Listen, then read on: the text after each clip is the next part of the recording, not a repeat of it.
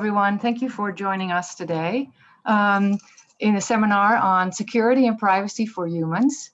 This seminar is hosted by 4 organizations from across USC, the Sol Price School of Public Policy, the USC Viterbi Ming Hsieh Institute, the USC Behavioral Science and Wellbeing Policy Initiative, as well as our organization of students and postdocs, the Behavioral Science Society. This seminar was organized and hosted by Nikos Flematomos, who is a PhD student in electrical engineering and a member of the Signal Analysis and Interpretation Lab at the University of Southern California. He is also on the executive board of our USC Behavioral Science Society, and his research focuses on computational models of behavioral patterns. Nikos, thank you very much, and the stage is yours. Thank you so much, Wendy. It is a great pleasure and an honor to have Dr. Lorrie Cranor with us today.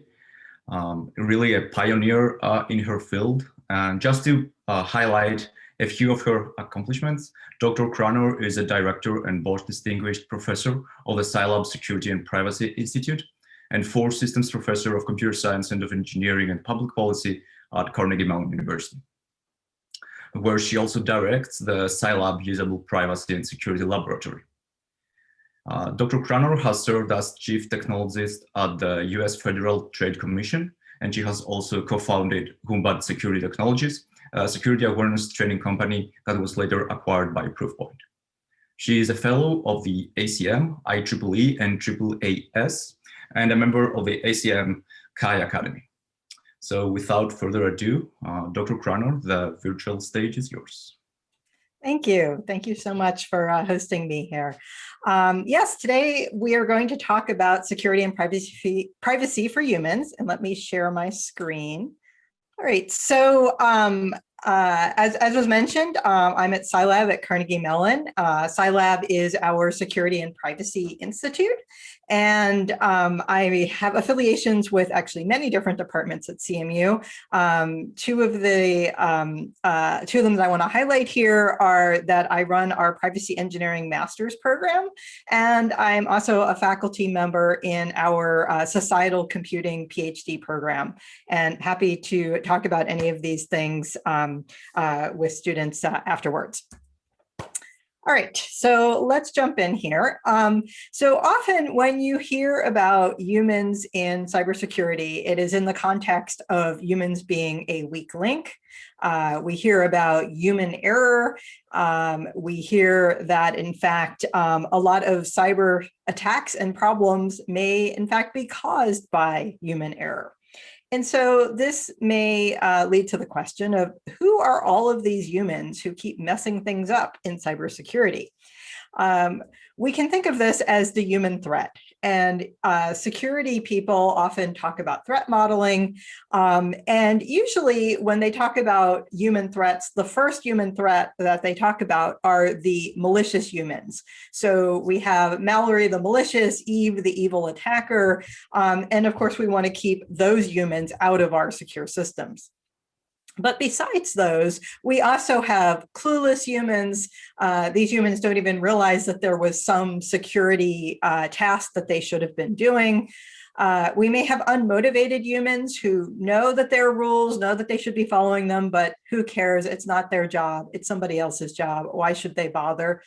And then we have humans who are constrained by human limitations, which is pretty much all of us.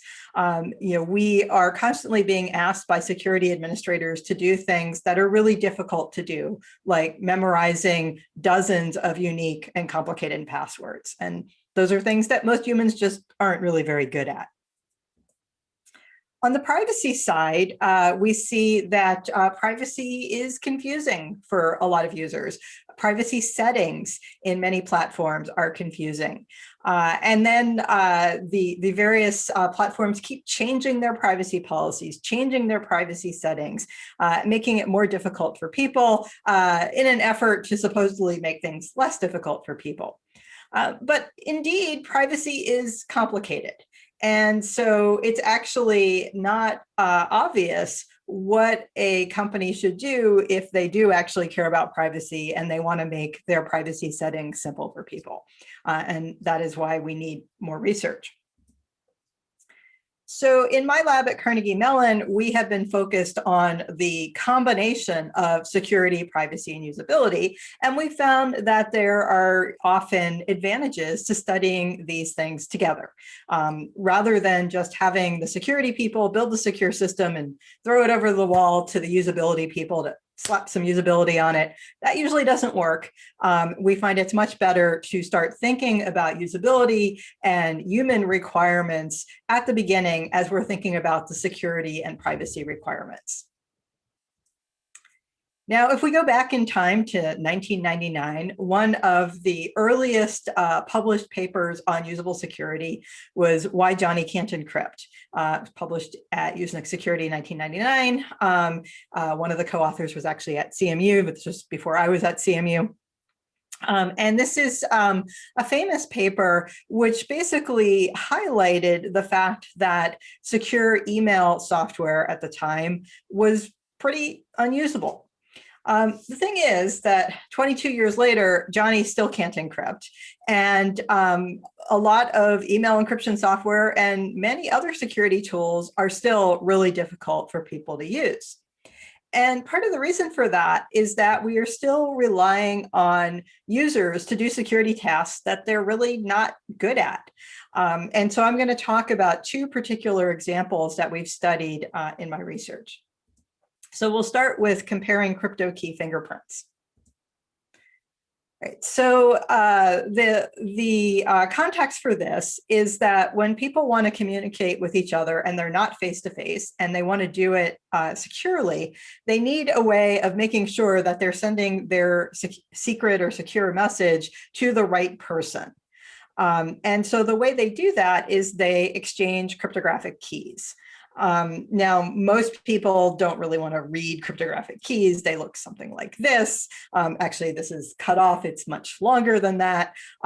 Fortunately, we can distill cryptographic keys down to something much smaller called a fingerprint. So this represents a user's cryptographic key. So all I need to do if I want to make sure that I am communicating with the right person, let's say I want to communicate with Dr. Wonder.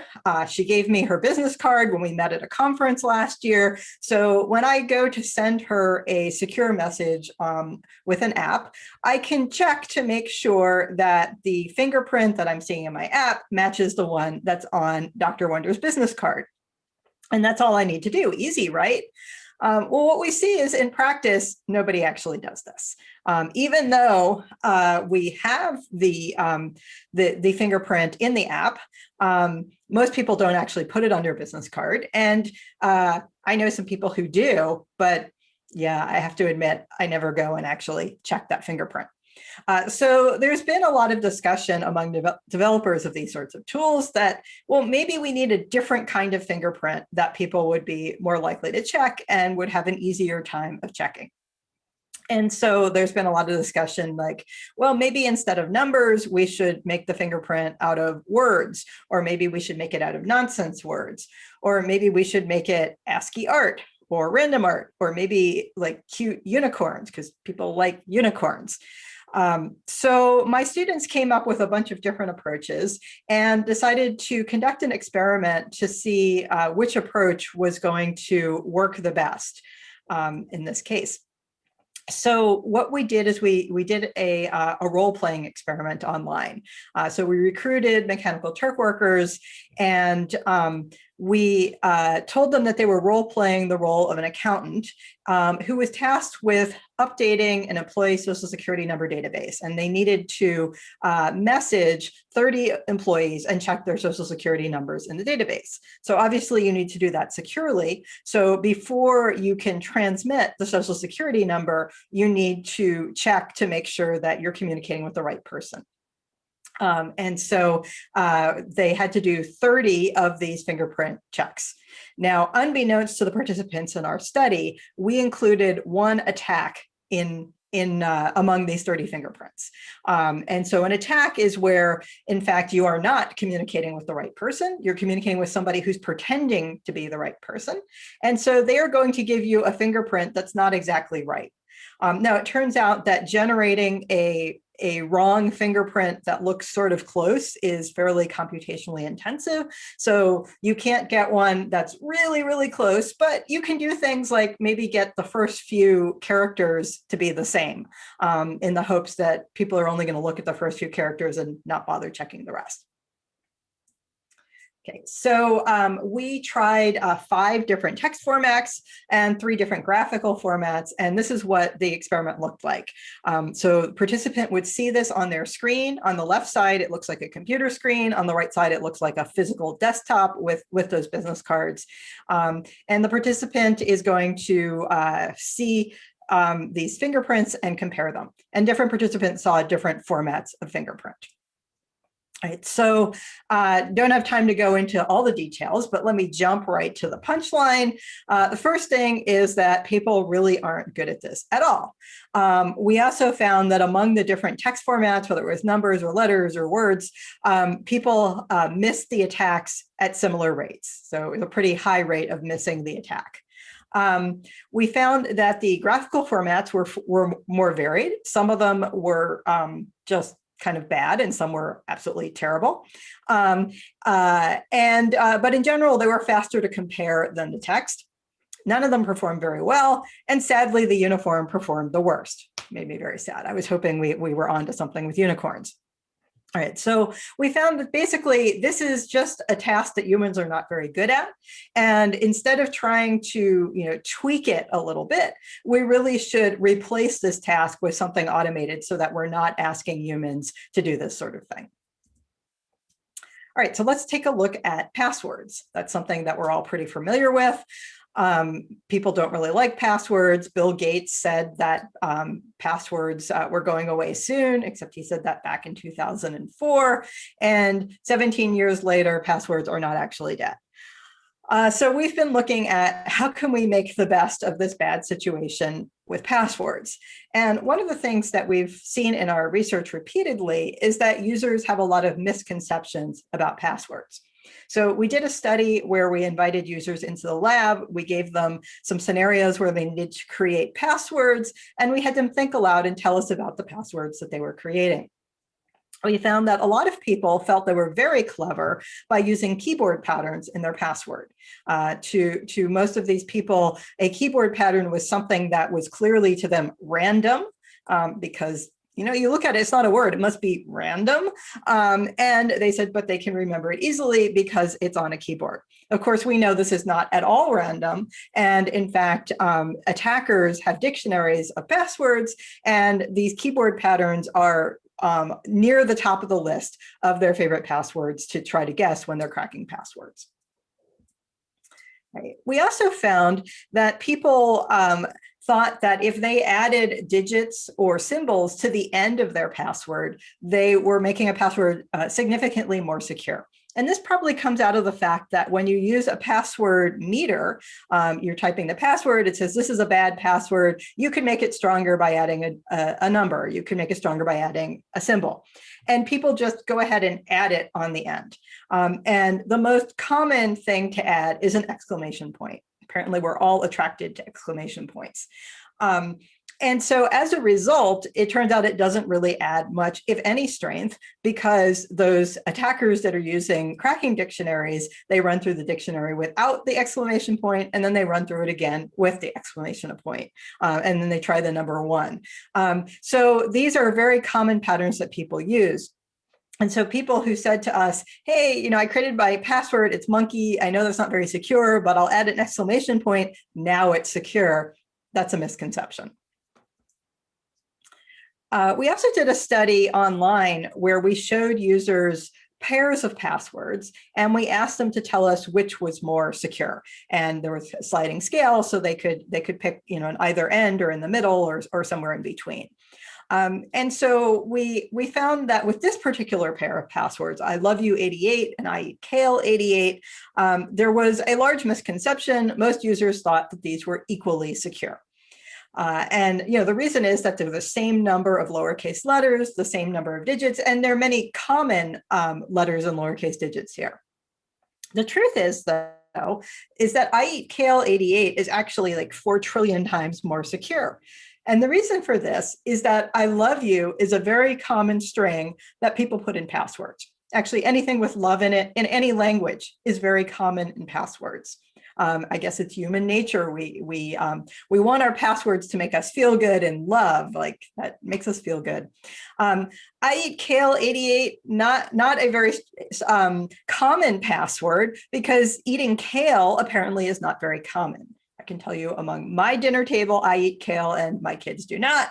So yeah, I eat kale. There's no great love for eating kale in passwords. And we see this in general, is that there are a small number of concepts that lots of people want to put in your passwords, and it makes their passwords easy to crack. Whereas these more kind of out there things, people are it's more difficult for people to figure out how to create these more kind of unique passwords. And password meters, as I mentioned, don't really help very much because they will tell you things like, your password is weak, create a stronger password, which is not really giving you any information about how to actually do that. So we took the research results from our passwords work, and we developed our own password meter. And this password meter is better than most password meters in multiple ways. For one, it gives more accurate results about how strong your password actually is that are based on the science and the data that we collected. But also, we have more actionable advice. So we'll say things, instead of saying just add a digit, we'll say consider inserting digits into the middle, not just at the end. And we find, we did a study and we find that this helps people create substantially stronger passwords. Now, we started doing passwords research over 10 years ago with the goal of coming up with good recommendations for system administrators about what a good password policy would be. What should you require users to have in their password? It took us over 10 years, but this past fall, we finally were able to answer this question, and we have a recent paper out there which explains our answer, which is still fairly complicated, but I think actionable advice. All right, in the process of exploring passwords, we observed that the main coping mechanism that users were using to deal with lots of passwords was to reuse them. And so instead of having dozens of unique passwords, we found that users had a small number of not so unique passwords that they used over and over again. So we wanted to investigate this, and we used a platform that we had at Carnegie Mellon called the Security Behavior Observatory. And this was a network of instrumented Windows computers. We would recruit people to be in our study. We pay them every month and have them run the software on their computer that sent us data. At any given time, we had about 200 active participants. We tried to get them to stay in our study for multiple months or even years.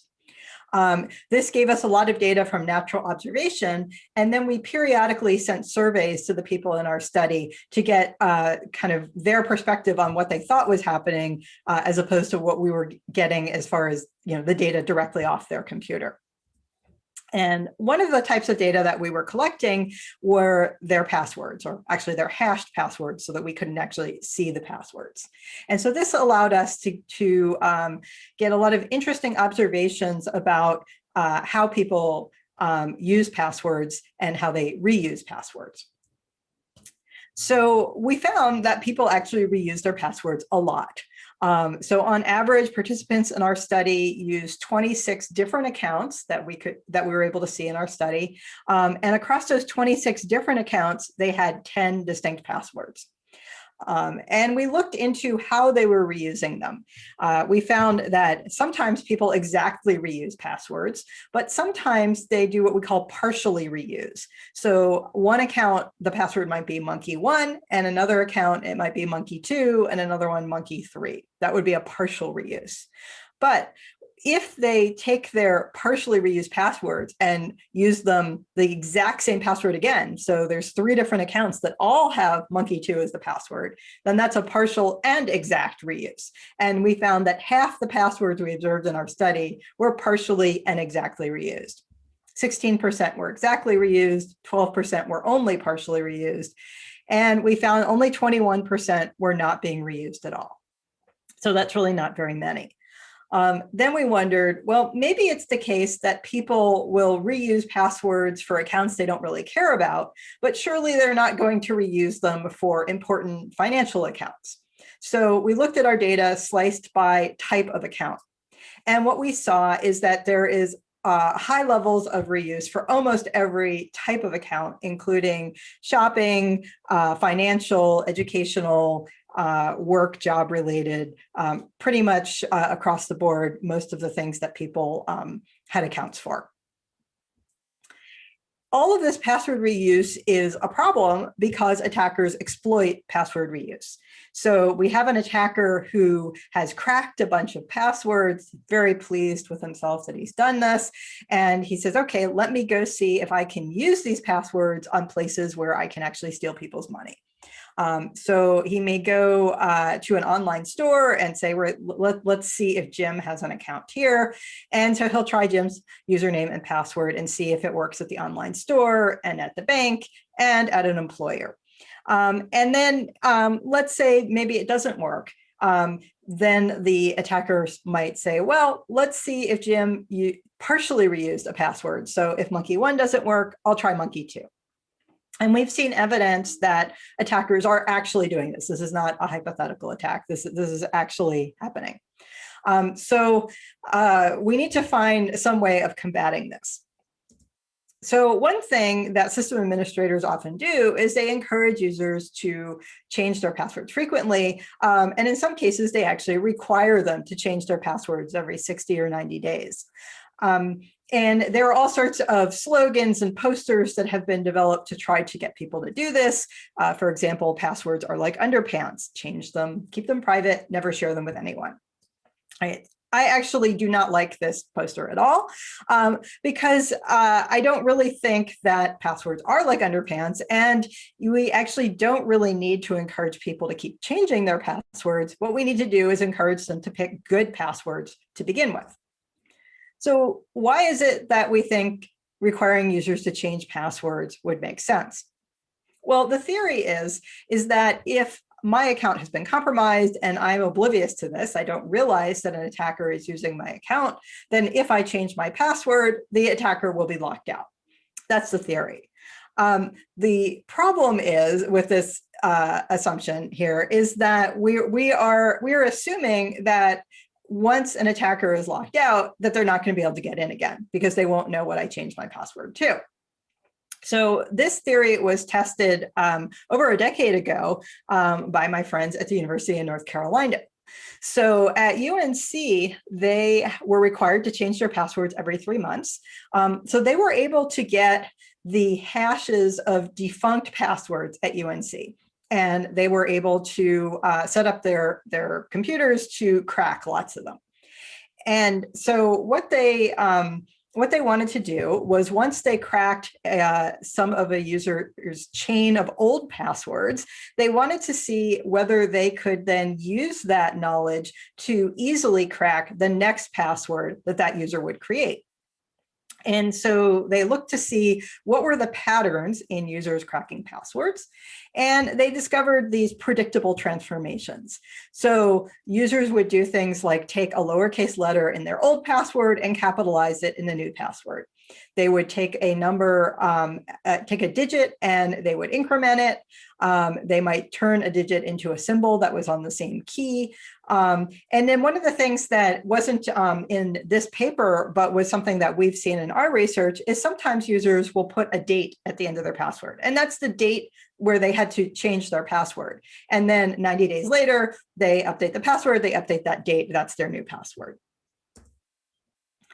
Right. So what these researchers discovered is that if they simulated an online attack, so this is a attacker at the keyboard, and you have 5 guesses before you're locked out, that for 17% of the accounts, they were able to crack them within 5 guesses. That's actually kind of a lot. And then an offline attack, this is an attacker that can use an automated system, and they have as many guesses as they want to try to crack a password. They limited themselves to 3 seconds on an old computer to do it, and they were still able to crack 41% of accounts. So using more time and faster computers, they would surely be able to crack a lot more. So this suggests that forcing regular password changes may not actually be helping very much, and that we should not rely on this for our password security.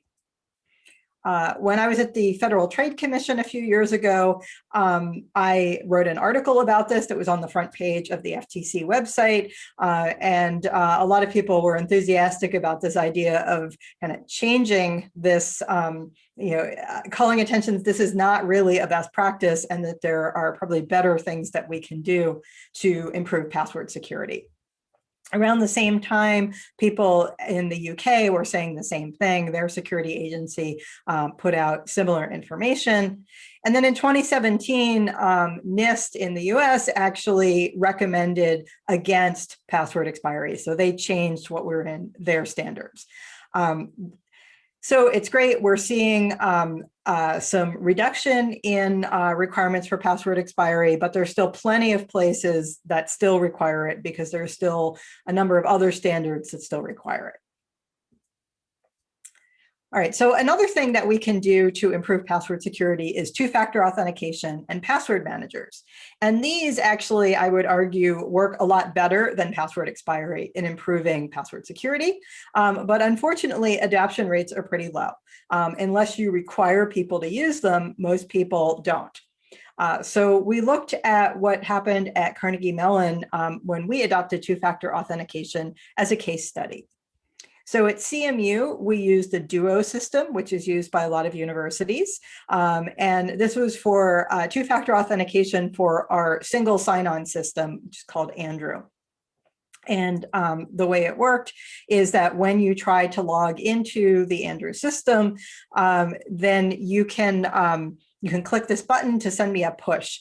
And then on my phone, I get a message, I click a button on my phone, and I'm authenticated. Or I could enter a passcode, which is more cumbersome. But the passcode option you can actually use with a dongle instead of your phone if you don't want to carry your phone. And we had a remember me for 30 days option, which is pretty nice because I don't actually have to do this all the time. If I use the same device, I only have to repeat this once a month. Okay, so we collected data during the rollout of two-factor at Carnegie Mellon a few years ago. We surveyed about 1,200 people a few weeks before the mandatory adoption deadline for people who are on the Carnegie Mellon payroll. They did not require students who weren't on the payroll to adopt. These are just people on the payroll. And then we surveyed 800 people 3 months after the deadline. And we also looked at help desk and access log data. Let me just show you a few highlights.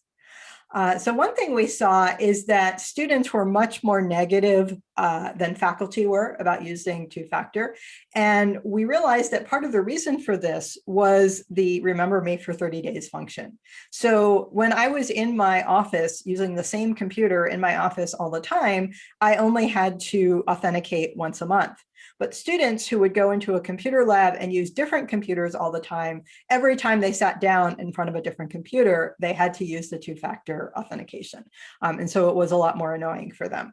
And indeed, we've seen there are other universities that have adopted Duo without the 30-day feature, and they are getting a lot more complaints about Duo than we're seeing at CMU.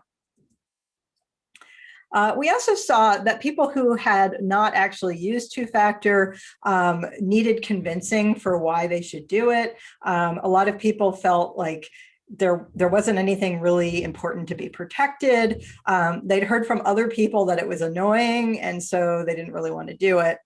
But when we talked to people after they adopted it, it turned out not to be so bad. And the quote, which we actually made the title of our paper, is, "It's not actually that horrible."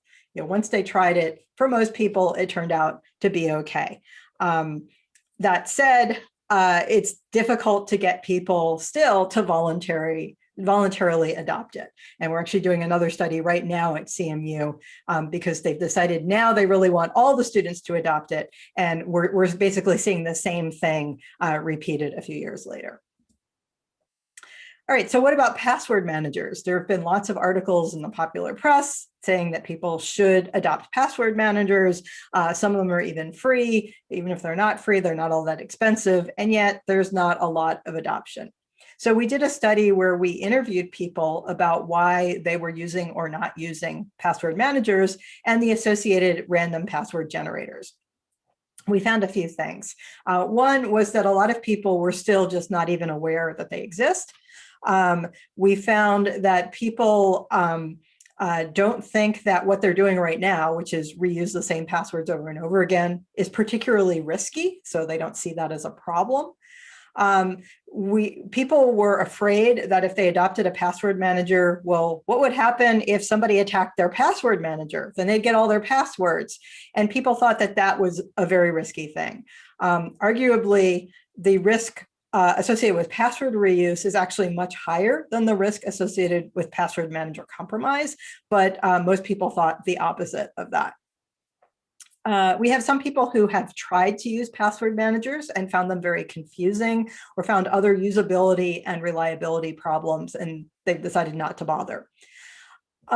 Finally, we found that there are a lot of people who actually use the password managers that are built into their web browsers, but they're not using them for security, they're using them for convenience. And so this way they don't have to type their password over and over again. But what they do is they just use the web browser to store their bad passwords. They don't actually generate good random passwords, they're just storing their bad passwords. Okay, let's shift gears a little bit and talk about privacy. So we've also been doing some studies to try to figure out how to make privacy policies more clear to users. And we'll start with privacy policies and the concept of a privacy nutrition label. So this is a typical privacy policy. You can see it's very long, and it's no wonder that most people actually never read privacy policies.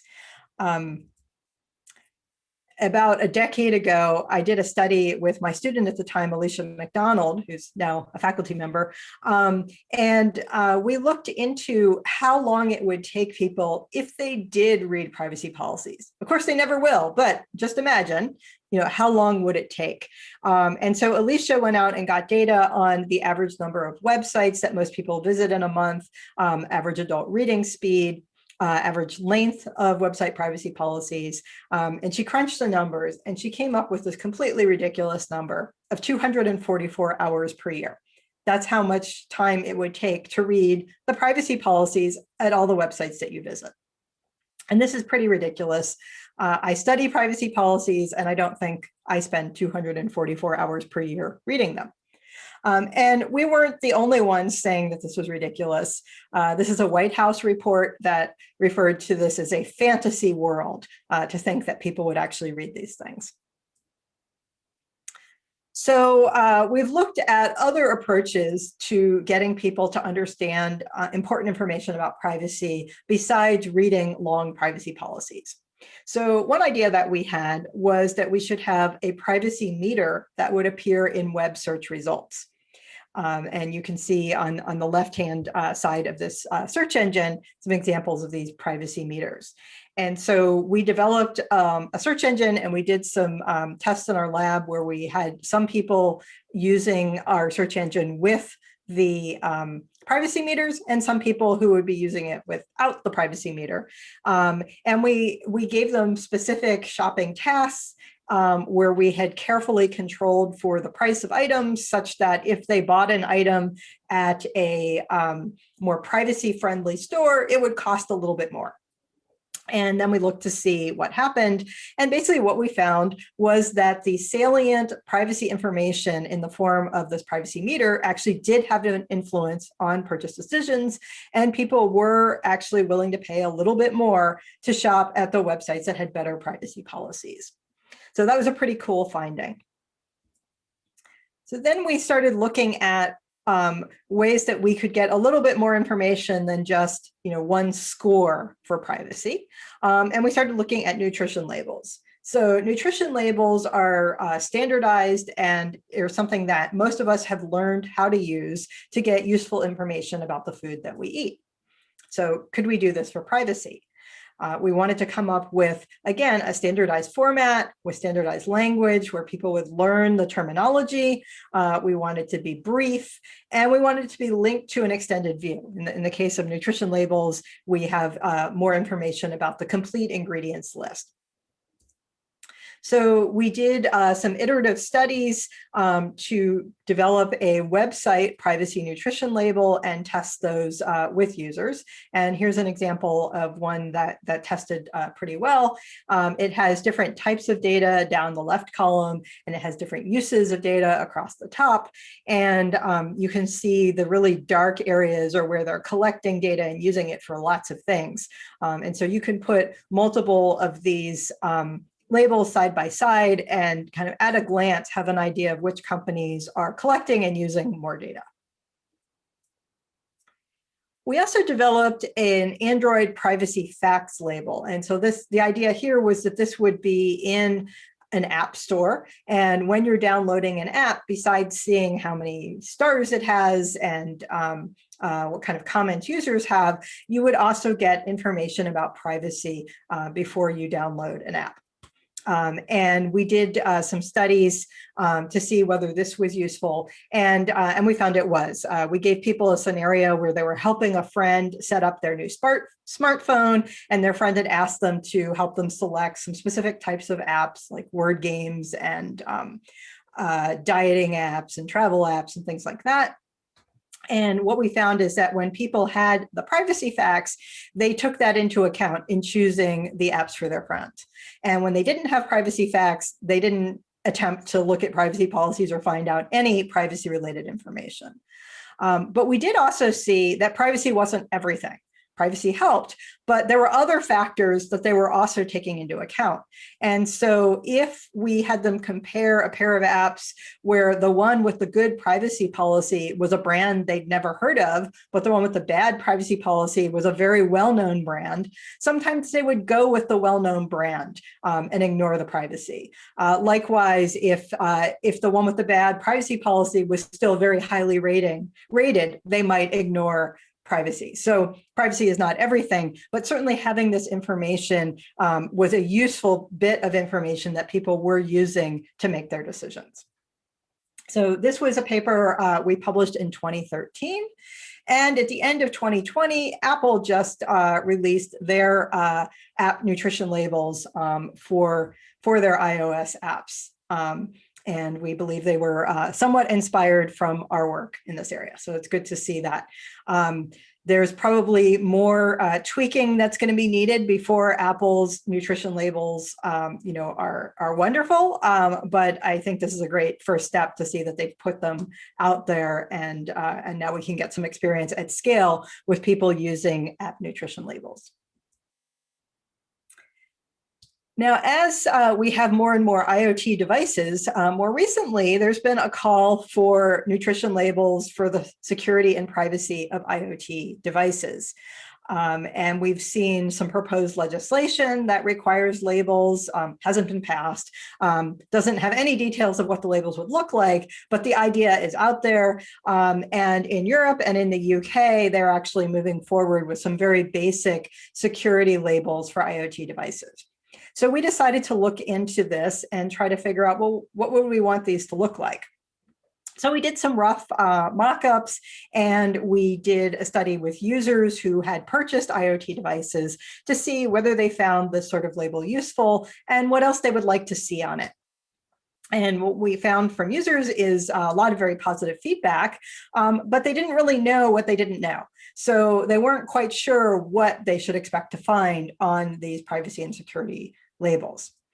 So we iterated, developed some other designs, went and talked to experts and asked experts, what is it that users really need to know on their label? And experts told us, oh, there are a lot of things that users really need to know. In fact, we collected a list of 47 different items, which we thought would be kind of overwhelming to put on the label. So what we ended up doing was splitting it. So what you see on the left is our consumer-facing label. And this is designed to be put on product packaging or on a website. And then users can scan the QR code or click on the link and bring up the version on the right, which has all 47 pieces of information, some of them further linked from there. So this is a proposal that we've put out. We've written some papers on it. We have a wizard on our website that you can play with that generates these labels. And now we're looking for companies that might want to partner with us to actually pilot the use of these labels. Okay, let's talk about icons for privacy and tracking. So this is something from The Onion, humor, but it's a story that I can relate to, and probably many of you can relate to as well, that you go and try to buy something online, and then you get ads for that thing following you across the internet. And I myself am an avid online shoe shopper, and so I see many shoes following me around the internet. And I will see something like this.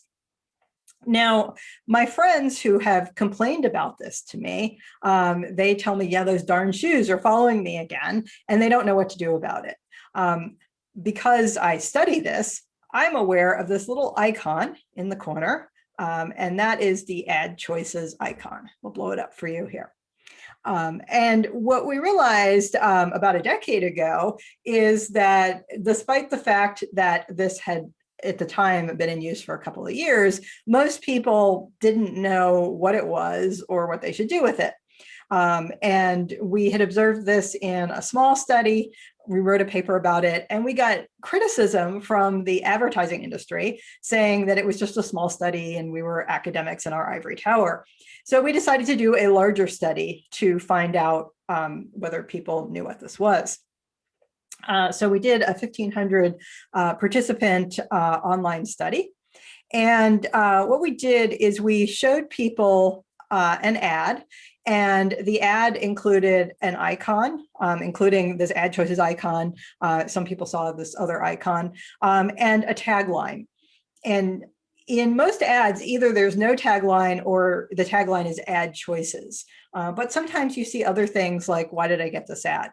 So we compiled a list of potential taglines, some of which we had actually seen and some of which we made up. And we showed everybody an ad with one icon and one tagline. And then we asked them a bunch of questions about it to see what they thought. So a typical question we asked was, what would happen if you clicked on the icon? Or more specifically, we would say, how much do you agree that if you clicked on the icon, various things would happen? So 56% of people thought that more ads would pop up if you clicked on an icon. 45% thought it would take you to a page where you can buy advertisements on the website. Both of those things are completely wrong. The only correct thing here is that it is true that it will take you to a page where you can opt out of tailored ads, but only 27% of people knew this. And that's really not very good. So then we said, okay, what if instead of ad choices, we use the tagline, configure ad preferences?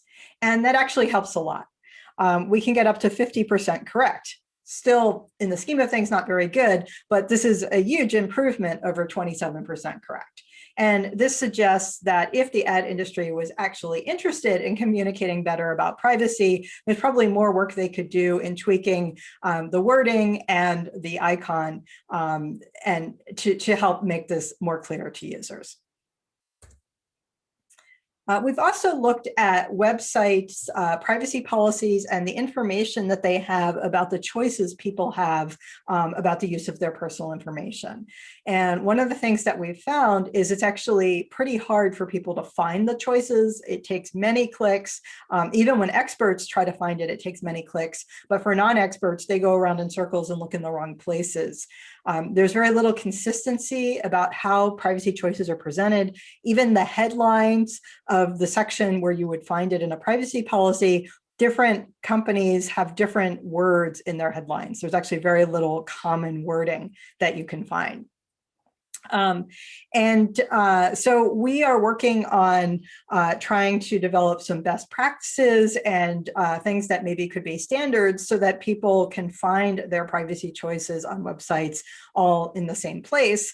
Ideally, even using some automation so that you could have a browser tool that would just go find it for you, and you would not have to go and think about this at every website. So what we've seen is that this is not just a technology problem. The things that I've talked about are problems that involve design, usability, public policy, all of these things together. I want to talk a little bit now about our usable privacy and security research generally and some of the approaches that we are taking. So people often ask me how usable privacy and security research is any different from other types of user study research. Isn't this just the same thing they're doing in the HCI department? And the important distinction that I offer is that in this sort of research, we have the presence of risk or an adversary.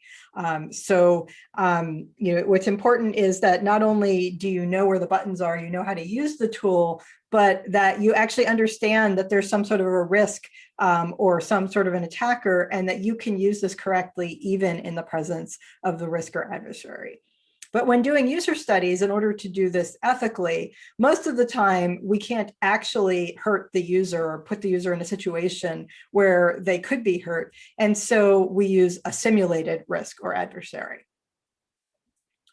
Now, another challenge that we have is that, except for security experts, most people don't sit down to do security tasks willingly on their computer. They're using their computers for email and videos and games and work. Security is not something that they really want to do on their computer. So all of these things make it difficult to come up with user studies that are going to be realistic and legal and ethical. So what do we do? Well, one approach is that when we can, we actually observe real world activity. So we don't introduce any risk, we just observe the risk that was already there in the world. So in our Security Behavior Observatory, we were able to do that. There are many data collection challenges when we try to do this. It's expensive and difficult to get users to allow you to collect this sort of data and to be able to instrument their computers or their environment so that you can collect the data. And it's also not usually conducive to a controlled experiment. It's also the case that a lot of the security events that we're interested in don't occur frequently. And so we have to watch people for a long period of time in order to see them. As I mentioned, we were able to do this in the Security Behavior Observatory at great expense. And we were also able to get some of this data in our study at Carnegie Mellon on the adoption of two-factor authentication. Now, when we don't have this natural setting where we can just observe things, another approach is that we create hypothetical security tasks that we ask users to do, either in our lab or online. And then we add some risk to them so that we can observe how they respond with risk. Of course, we can't add real risk. We can't hurt the users. And so this is where the simulated risk comes in. And we may simulate risk by using deception, where we tell people things are real when they're not, and we debrief them. We could also use hypothetical scenarios. Right. And the hypothetical security task study that I talked about with the fingerprints is an example of that. Now, sometimes we don't even want to call people's attention to the fact that we're interested in security. And so we may give them tasks to do that have nothing to do with security, where the security issues come up as incidental, and therefore they should be less focused on it. Now, they still may be doing tasks that they wouldn't normally do, but hopefully we can come up with fairly realistic tasks. So I'm going to tell you about one more study. This was a study we did with browser phishing warnings back in 2008. This is what the warnings looked like in the major web browsers at the time. So this was a deception study. We invited people to our lab for a study on online shopping, and we had them go to Amazon and purchase paper clips because they were cheap. And then we gave them a questionnaire about online shopping. And it was actually something that somebody had developed for an actual online shopping study. And while they were filling out that questionnaire, we sent them a fake phishing email. And then we would ask them to go check their email and get a receipt for their paper clips and print it out so that we could reimburse them for the paper clips. And that's when they fell for the phish. And so this is what the phishing email looked like. It was a plain text email, nothing fancy. And the important bit was that we told them that something had happened and they have to take an action, approve a delay so that their order won't be canceled. And despite the fact that their order was for paper clips that they didn't necessarily even want or need, they still felt the urgency and they then clicked on the link. And this is what the link looked like, amazonaccounts.net. We didn't do anything fancy to try to hide the fact that it wasn't Amazon.com. We just called it amazonaccounts.net right there. The vast majority of people fell for it. They clicked on that link. When they clicked on the link, that would cause their web browser to open with a warning saying, this could be a phishing attack. And some people then closed their web browser. Other people proceeded anyway and went to our fake Amazon site. And what we were interested in was whether they heeded the warning or not. That was what really the purpose of the study was. So we were able to observe significant differences between conditions. So some of the warnings, depending on which web browser they were using, some of the warnings people were more likely to heed than others. But it was also interesting to talk to the participants and understand why they were doing what they were doing. So we found that people were confused by domain names.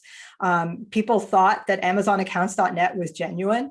And so this led to some subsequent research that we did to try to figure out how to teach people, when we say, look at a URL, what should I look for? To teach them what they should look for to identify if a URL was legitimate or not. We also found that people would click on the link, it would open the web browser, they would see the warning, they close the web browser, they go back to their email, they click on the link, and they would keep repeating this over and over and over again.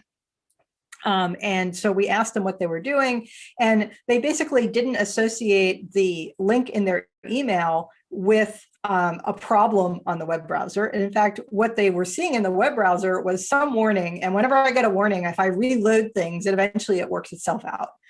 So they really were completely missing the point here. And so that was something that was kind of a surprise to us, but it makes sense in hindsight. So this research, we actually were able to share with the browser vendors, and it did actually lead to some improvements in the warnings in web browsers. So that was pretty cool. All right, let me wrap things up here. So what's next in usable privacy and security research? I think that we have benefited greatly from interdisciplinary collaboration, and this is an area where I expect we will continue to see that. I think that in order to get some of these things adopted, and especially on the privacy side, we're going to need regulatory incentives. And we are starting to see privacy laws actually surfacing outside the US, in the state of California, and now in many different states. And I expect we will see federal privacy legislation, I don't know how soon, but in the next few years. We're seeing more use of machine learning to customize security and privacy tools, as well as to defend against attacks. And I think part of making privacy and security easier for users is to have the machine do it automatically. And I expect that we're going to be seeing more of that over time. I think we're trying to find ways to make security and privacy just work without human intervention. And that's something that we don't really know how to do a lot of, but that's something that I think we're going to see more and more research in that direction. So I will leave you with this picture of students in my lab and our lab unicorn. Actually, several of these have already graduated. Unfortunately, we haven't taken a lab picture in a while, but there you go. And now I'm happy to answer people's questions. Thank you so much, Dr. Cranor, for the interesting and fascinating talk. We do have some time for questions, so please send your questions using the Q&A tab. We already have some questions. So a question from Victor Martinez. What ramifications might companies face in order to enforce their honesty around reporting privacy labels? And how might a third party confirm that these practices are being followed sincerely? Yeah, so people are already saying that the Apple app nutrition labels, that they're finding things that are clearly not true in them. And this happens all the time in privacy policies as well. And so this is where we have to, for the most part, rely on law.